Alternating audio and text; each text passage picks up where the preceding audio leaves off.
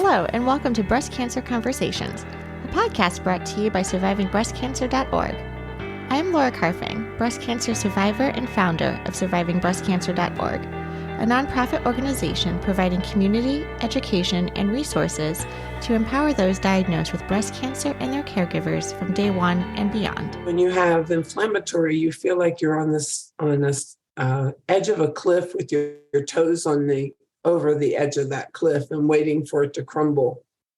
So I think the very fact that we're still alive makes you feel like a thriver. It's not just, I don't feel like a survivor because that cliff crumbles frequently and I hang on for dear life.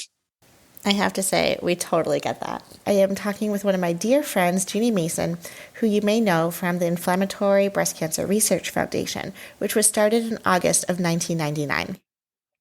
Ginny was diagnosed with inflammatory breast cancer in 1994 and was given a 3% chance of making it to 5 years. Well, spoiler alert, she's here 23 years later telling us all about it and the advances in breast cancer research. She was the first person in her cancer center to actually receive neoadjuvant chemotherapy, that is, receiving chemotherapy before surgery. I love quoting Ginny left and right. So in today's episode, we're going to talk about not just having a seat at the table, but getting a voice at every table. And unless we have research, nothing is going to change. I would never say cancer was a gift. I'm not in that camp. But I would say I've had opportunities and my life has gone a direction that's brought so much into my life that I'm grateful that I was able to go in this direction. Before we dive into today's content, I want to encourage all of you to hop on over to survivingbreastcancer.org/events, because if you are listening to this episode and you are someone living with inflammatory breast cancer, the second Thursday of every month, we have a support group just for you. We are the first in the nation to actually bring together all of those diagnosed with inflammatory breast cancer, IBC, and actually have a professionally moderated support group for people just like you. So please hop on over to survivingbreastcancer.org/events to get all of the details and see all the fun activities and events that we're offering every week and every month. I finally decided maybe I just need to say I live with it, because even though I'm not in active treatment, you'd live with cancer every day. Welcome to the conversation. As Laura said, I'm a long-term IBC person. I was diagnosed in 1994, back when very few of us survived. In fact, when I contacted the National Cancer Institute, they had an 800 number back in those days. Remember, this is pre-internet. And I asked them to send me what they had on inflammatory breast cancer. And I got a one-page response, a letter that was just a photocopied sheet that basically said, too bad you have this, you're going to die. The statistics at that point were 50% of us, I had a 3% chance of living to 5 years. And my doctor had been a little less optimistic and told me I had 12 to 18 months with aggressive treatment. But I tend to be a glass half full person.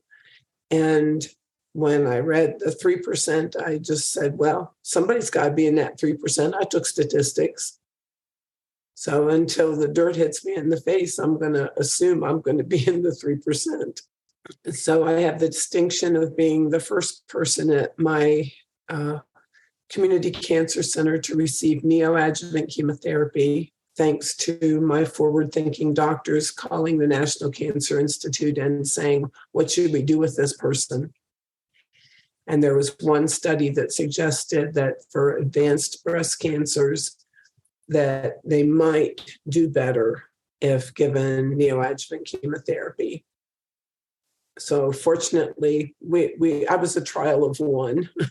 And so I was given neoadjuvant chemotherapy. And at that point in time, there were only 3 drugs FDA approved for the treatment of breast cancer. Those were adriamycin, Cytoxan, and 5-FU. And 5-FU has now been reintroduced as Xeloda. That's what the oral form of Xeloda is. it's broken down in the body to the same components as 5-FU. And so now it's used in a very different way, but I got that triple chemo cocktail and very experimental. They changed my doses regularly because I was not having a response to treatment. And my surgeon was unwilling to do surgery until he saw a significant change.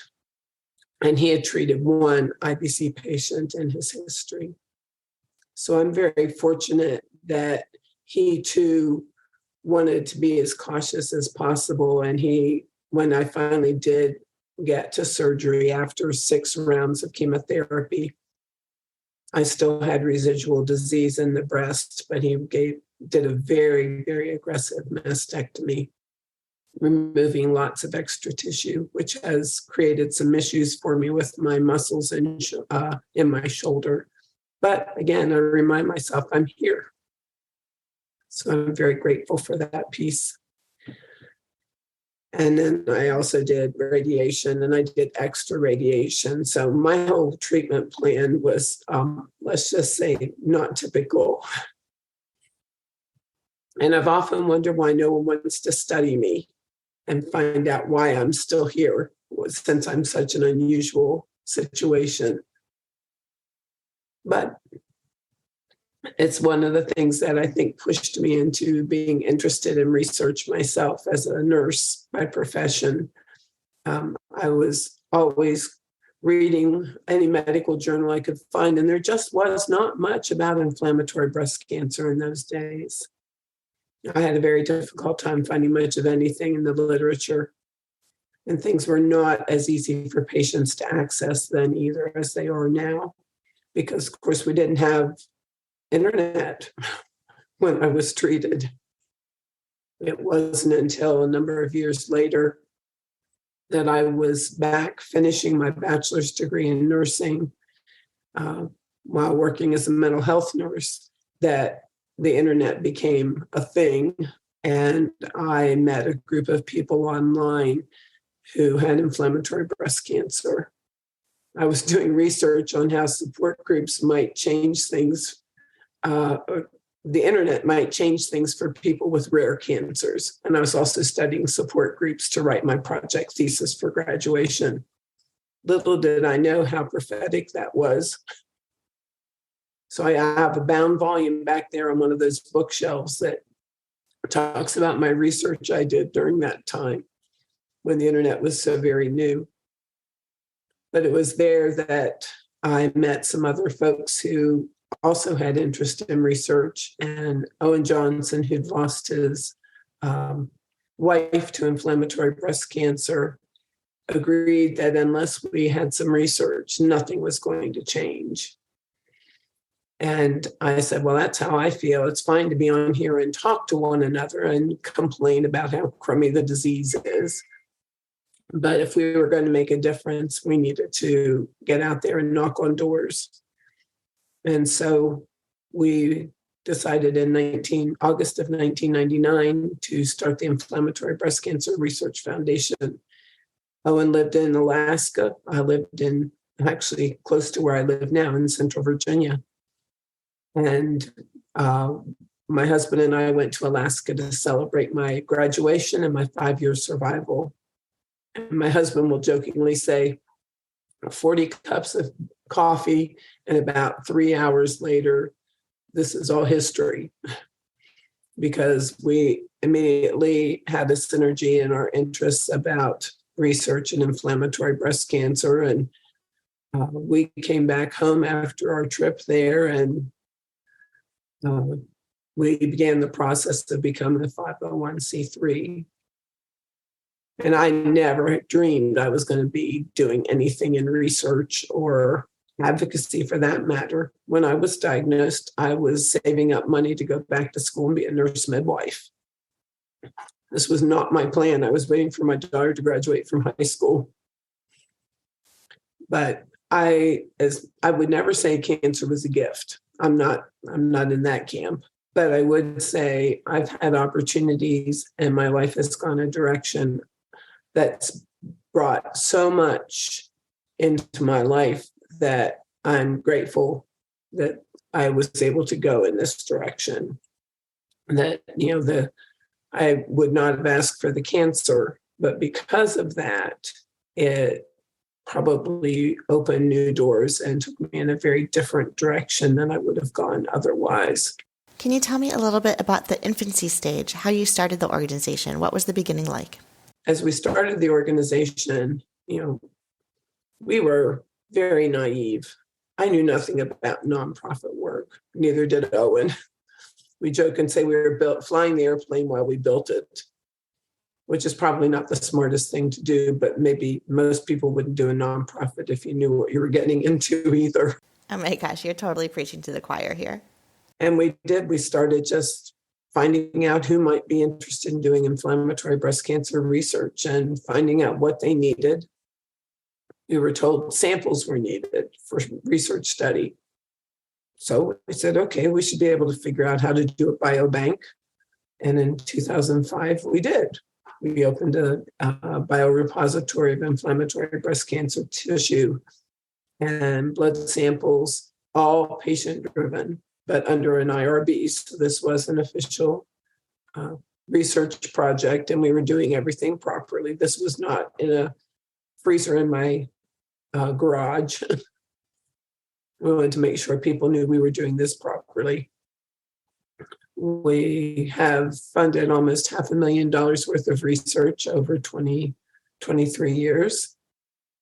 We have managed to get the National Comprehensive Cancer Network to develop an inflammatory breast cancer treatment guide, as well as they have adjusted the diagnostic and screening guidelines to include inflammatory breast cancer in the wording about skin changes and breast pain and some of those areas where before they did not, realizing that the only way to really change things within the system was to work within the system. You can't expect doctors to do something just because an advocacy group said so. They listen to their peers. So I think I'm not good about tooting our own horn, I've been told. I'm a good pastor's wife in some respects. I try to put other people forward and not promote myself or the organization, but there are times I need to be sure I'm promoting the organization because we have done some very good things, I think, in our lifetime. We are all volunteers. None of us are paid, and we all work from our own homes. So I'm sitting in the international headquarters of the Inflammatory Breast Cancer Research Foundation, which recently moved from Indiana to Virginia. So I guess I was asked a few years ago, maybe it's as much as 6 now, to open a meeting, an international inflammatory breast cancer meeting, and was told I was to give the expert opinion. And I was really uncomfortable with that term. I don't consider myself to be an expert by any means. But as I thought about it, I was realizing that I probably had dealt with the disease longer than anybody else who was in that room, physicians included. And so I reminded everyone that, we patients have our PhDs, where we have our personal history of disease. We are experts at living with this stuff. We may not have gone to med school. We may not have some of the book learning that the medical folks have, but, we are experts. And that's one of the reasons I'm such a passionate patient advocate, because I think we need not just a seat at the table, we need a voice at every table. And there needs to be more than one token advocate there. We need to be there to bring that patient experience and remind them that you have to give mice cancer.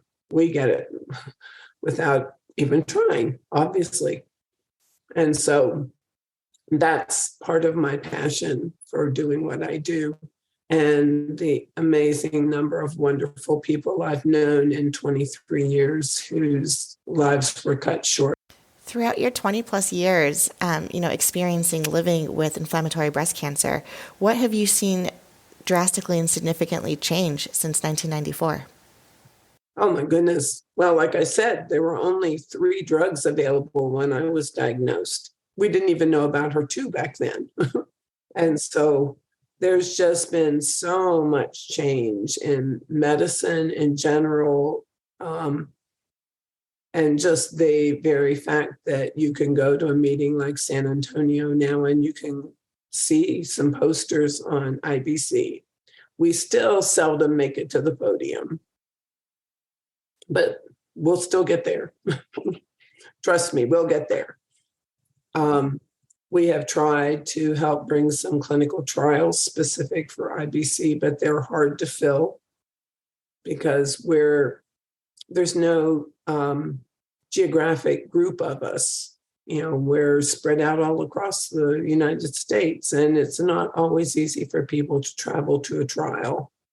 But the only way to really get that information about how an inflammatory breast cancer patient responds to a given treatment is through a trial, but you have to have enough people to be able to really figure that out, or have a trial willing to have a specific cohort for IBC. Again, extra paperwork, which isn't easy to have happen. When you were at the San Antonio Breast Cancer Symposium, SABCS, did you get a chance to walk around the exhibit halls or the poster sessions to get a sense of how much research was being done on inflammatory breast cancer?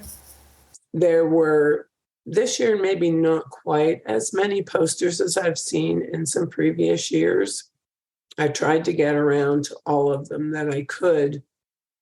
I'm always trolling the poster area for young investigators who are doing something maybe in the locally advanced space, but maybe haven't explored IBC yet, and just suggest that that's something they may want to look at and encourage young investigators in that area, because it's good if we can get some people early in their career to get invested in the disease.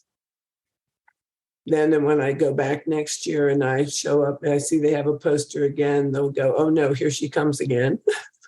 Can you talk to us a little bit about the staging with inflammatory breast cancer?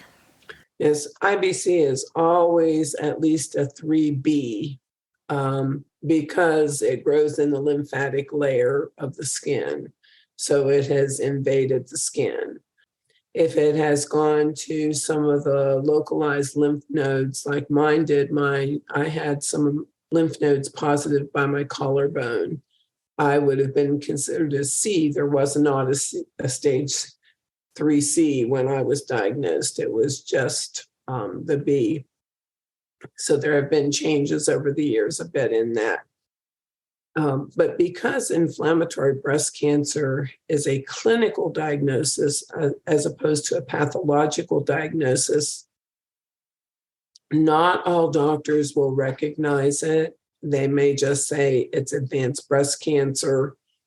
If it has spread to another organ, of course, then you're metastatic, and it may only say in your files that you're metastatic breast cancer or stage 4. And consequently, since we don't have a diagnostic code associated with IBC, it's really difficult here in the US to know how many of us there are. This is so helpful, Ginny, and I think you bring up several great points here in understanding the difference between a clinical diagnosis and a pathological diagnosis. And I think this is why sometimes IBC is so hard to diagnose and sometimes misdiagnosed, because a lot of times the inflammatory breast cancer does not present with a lump or shows up on routine mammogram screenings.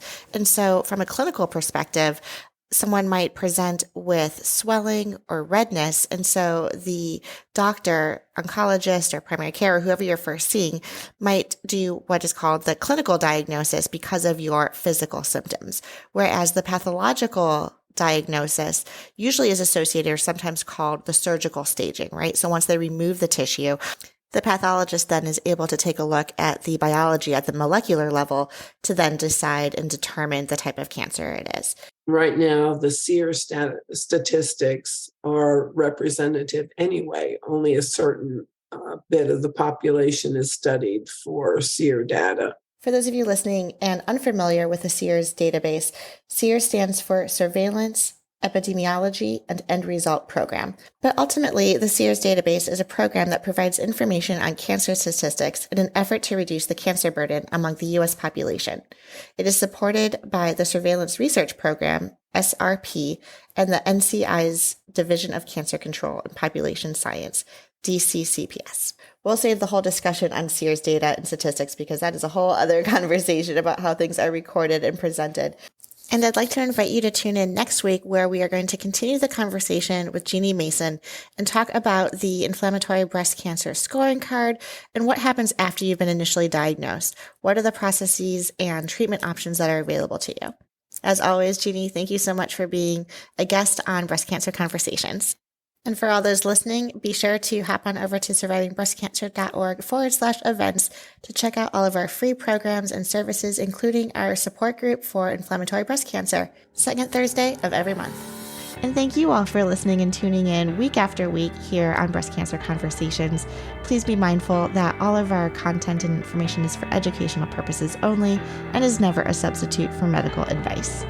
If you want to hang out, again, please check out survivingbreastcancer.org/events, where you can RSVP to our Thursday Night Thrivers weekly meetup, our Movement Monday classes, workshops, seminars, and so much more. We can also continue the dialogue online via social media. Our Instagram handle is survivingbreastcancer.org, all one word, and you can follow us on Twitter at SBC_ORG. Until next time, keep on thriving.